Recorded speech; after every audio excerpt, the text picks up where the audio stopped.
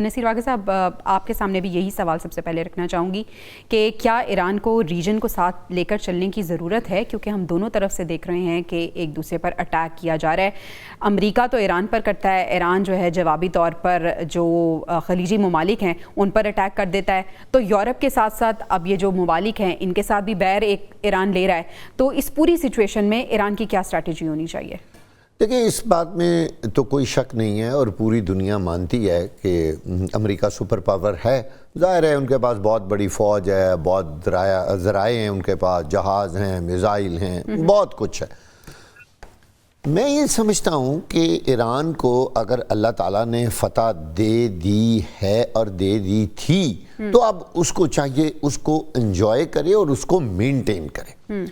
اس کی مثال میں آپ کو یوں دیتا ہوں کہ اگر کوئی ورلڈ کپ کا میچ ہو رہا ہو بہت بڑا اور ایک ٹیم بڑی مشکل سے جیت تو گئی ہے اور وہ تھوڑی دیر بعد کہے کہ جی میں دوبارہ میچ کھیلنے کو تیار ہوں. بھائی دوبارہ ممکن ہے آپ ہار جائیں، یہ کوئی ضروری نہیں کہ آپ ہر بار ہی جیت جائیں. تو جو ایران کی اس وقت صورتحال ہے، حیران کن بات یہ ہے کہ ایران بار بار یہ میچ دوبارہ کھیلنے کی کوشش کر رہا ہے. میں ہرگز یہ نہیں کہنا چاہتا کہ امریکہ کا اس میں کوئی قصور نہیں ہے. یقینی طور پر ان کی جانب سے بھی جو آگ کے منہ میں سے آگ کے گولے برسائے جاتے ہیں ٹرمپ کی جانب سے، وہ کوئی امن پیدا کرنے والی باتیں تو نہیں ہیں.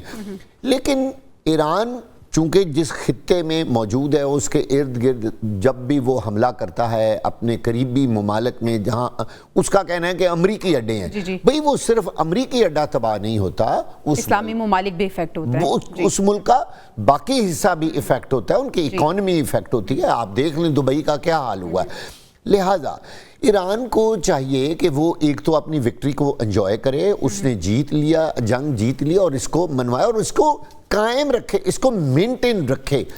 ایسا نہ ہو کہ حالات اس کے خلاف ہو جائیں. پھر ایران یہ بات ضرور سوچے گا کہ وہ جو اسلام آباد میں ایک ایم او یو لکھا تھا، پاکستان درمیان میں آیا تھا، امن امان کی بہت اچھی کوششیں ہوئی تھی، وہ ایک بندہ بار بار اگر نہ مانے تو پھر سالسی بھی کہتا کہ چلے نہیں ماننا تو نہ منو. بالکل صحیح، ٹھیک ہے، سالسی بھی پھر تنگ آ جاتے ہیں نا. بھئی اتنا کچھ ہوا ہے، اب اگر ایران بار بار حملے کرے گا اور بلا وجہ کرے گا اور اسلامی ملکوں پہ کرے گا جو اس کے اسلامی برادر ملک ہیں، جیسے سعودی عرب بھی اس میں شامل ہے، تو سعودی عرب کے ساتھ تو ہمارا ایک ڈیفنس ایگریمنٹ بھی ہے. واقع صاحب اس کو ہم یہیں سے کنٹینیو کریں گے. صاحب کیا آپ بھی یہی سمجھتے ہیں کہ یہ دونوں اگر بیٹھیں گے تو پھر ان پوائنٹس پہ بات نہیں ہوگی، کچھ نئے پوائنٹس بنائے جائیں گے اور اس پہ بات ہوگی؟ کیونکہ جب یہ نکات سامنے آئے بھی تھے تو واضح طور پر یہ تھا کہ یہ بہت حد تک ایران کی فیور میں ہے اور ڈاکٹر صاحبہ نے کہا کہ امریکہ نے اجلت میں اس پہ سائن کیے. اصل میں آپ اگر ان تمام نکات کو غور سے پڑھیں تو ایسا لگتا ہے، جو میری اس میں رائے ہے وہ یہ ہے کہ یہ بڑے کنفیوز سے ہیں. ان میں کنفیوژن بہت زیادہ ہے، خاص طور پر یہ جو آپ نائے ہرمز کی ہے. دیکھیں جب آپ اس طرح کا ایم او یو لکھتے ہیں اور آپ کو پتہ ہے ایک طرف امریکہ ہے دوسری طرف ایران ہے اور اتنی جنگ و جدل ہو رہی ہے، تو آپ کو اتنی کلیئرٹی کے ساتھ چیزوں کو لکھنا چاہیے کہ اس پہ ٹول ٹیکس ہوگا نہیں ہوگا، کنٹرول کس کا ہوگا، فوجیں ہٹیں گی نہیں. اچھا بہت ساری چیزیں طے ہوئے بغیر ہی یہ ایم او یو سائن ہو گیا. اس سے بھی میں بڑی بات ایک کرنے لگا ہوں، اب شاید کچھ لوگوں کو اچھی لگے یا بری لگے. دیکھیں جو ثالث ہوتا ہے نا وہ بڑا ہی مضبوط ہوتا ہے. جو بھی کوئی ملک ہو یا کوئی شخص ہو، یا وہ ثالث جو ہے جب دونوں پارٹیاں اس پہ عمل درآمد نہیں کرتی تو وہ اس پوزیشن میں ہوتا ہے کہ ان سے عمل درآمد کروائے. آپ مجھے بتائیے، پاکستان بالکل ثالث بنا اپنی نیک نیتی سے پوری دنیا میں امن قائم کرنے کے لیے. اب اگر امریکہ اس پہ عمل درآمد نہیں کرتا، ایران نہیں مانتا، تو مجھے بتائیے پاکستان کس طرح زبردستی ان کو کہہ سکتا کہ نہیں آپ نے ہمارے سامنے ایم او یو سائن کیا تھا اور ہر حال میں آپ اس پہ امپلیمنٹ کریں. وہ ہم نہیں کر سکتے.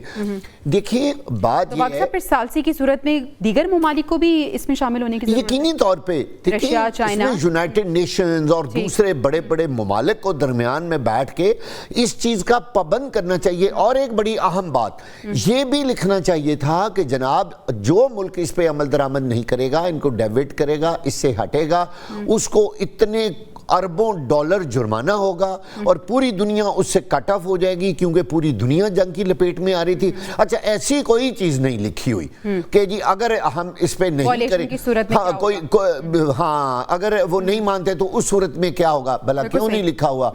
इसलिए कि दोनों की मर्जी है, माने मर्जी है ना माने। इस तरह के MOU किस तरह कामयाब हो सकते हैं? एक तरफ अमेरिका, दूसरी तरफ ईरान। अब ईरान अब दोनों जंग के मुतहमिल, एक तरफ हम कह रहे हैं कि नहीं हो सकते। अगर जंग होती है तो ईरान और अमेरिका के पास ऑप्शंस क्या मौजूद होंगे?